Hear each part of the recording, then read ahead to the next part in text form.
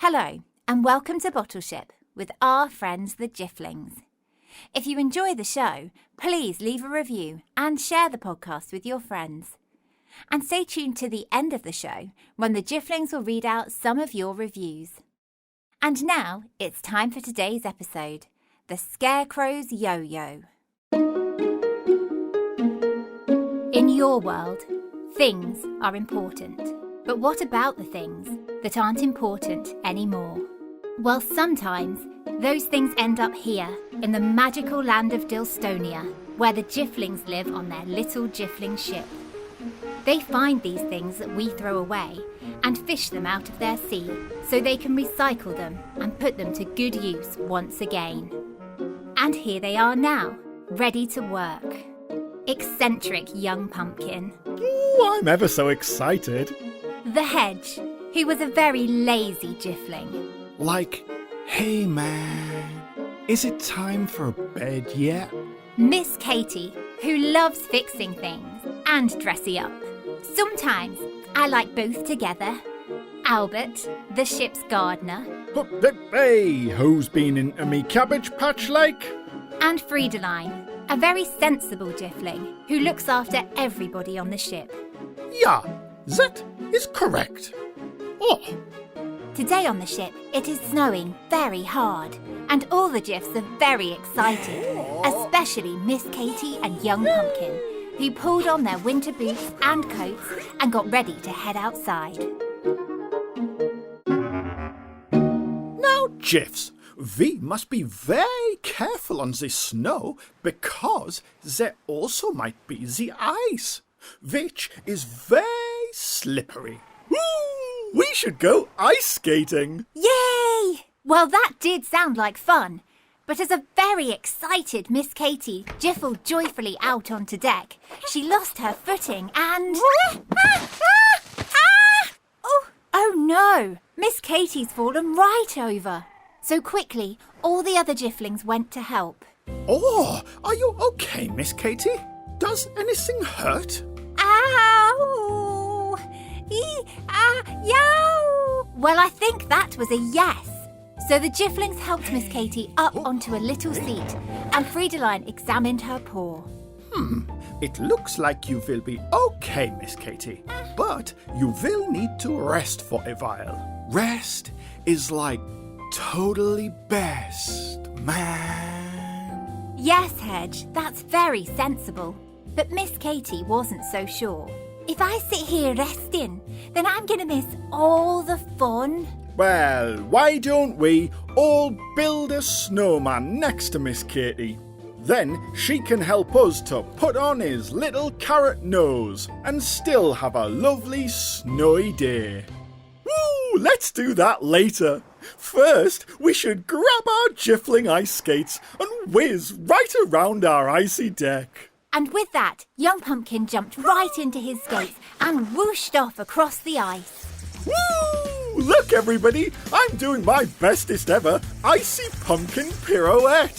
Whee! Come along now. Grab your ice skates. It's the most fun ever. Young Pumpkin certainly did look like he was having fun. So without thinking, the other Jiffs grabbed their ice skates too. But Miss Katie just sat looking sadly down at her poorly little paw. But Pumpkin, my paw is too sore to wear ice skates. I'll feel very left out. Oh, that's okay, Miss Katie. Here, let me sing you a song to cheer you up. Whee! I am Pumpkin whizzing in the snow. Watch me jumping, look at me go. Woo! It's terribly fun. Then Albert and Hedge and Friedeline looked back and saw Miss Katie sitting all on her own, and then they felt a little bit bad. Like, why don't we do something everyone can enjoy? Well, Jifflings, that sound means an object that has been lost or thrown away on Earth has found its way into your net. Time to all heave the object in.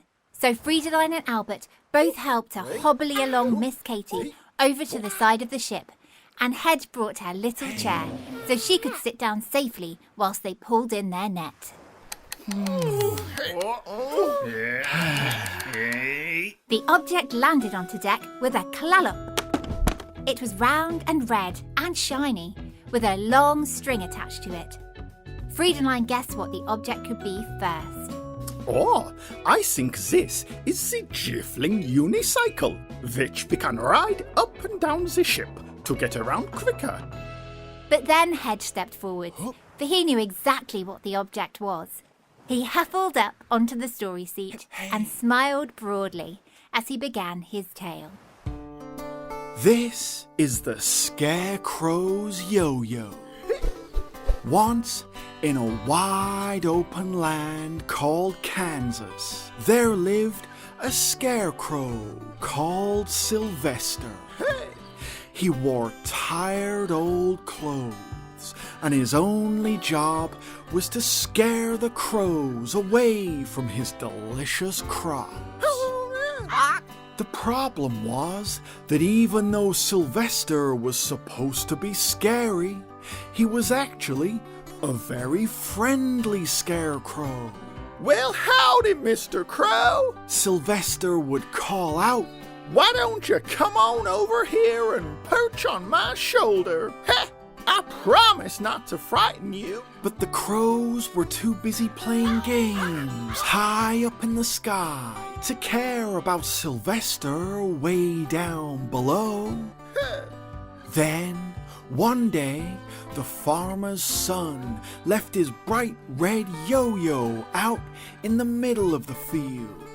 And so Sylvester crept over and started playing with the yo-yo.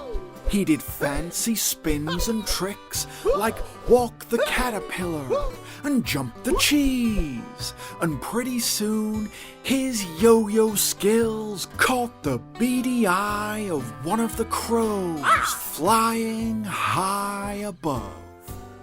Squawk! Goodness me, William Crow! What's that fellow doing below? Squawk! Well, I don't know, Caroline Crow. Let's find out. Down we go! And all together, the little group of crows swooped down and landed in front of Sylvester. Squawk! Well, hello, Mr. Scarecrow. May I ask, is that a yo-yo? Aha! Well, only the best yo-yo in Kansas, said Sylvester, spinning the yo-yo. But to be honest, I was just passing the time. You see, it gets quite lonely down here on my own, and all you crows are way up there in the sky. And since I don't have any wings, I can't fly up and join in. Then the crows looked at each other with a little feathery frown. Now I feel terrible, don't you know? In fact, I feel like a mean old crow. Yes, being lonely is not much fun, so let's play games for everyone. Squawk!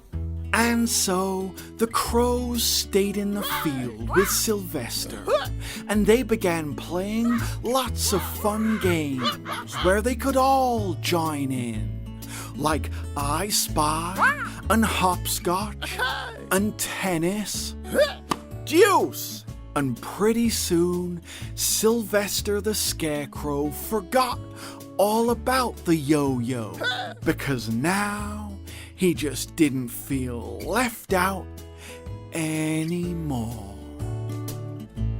Aye, and now the yo-yo is here in Dilstonia. That's right, Albert.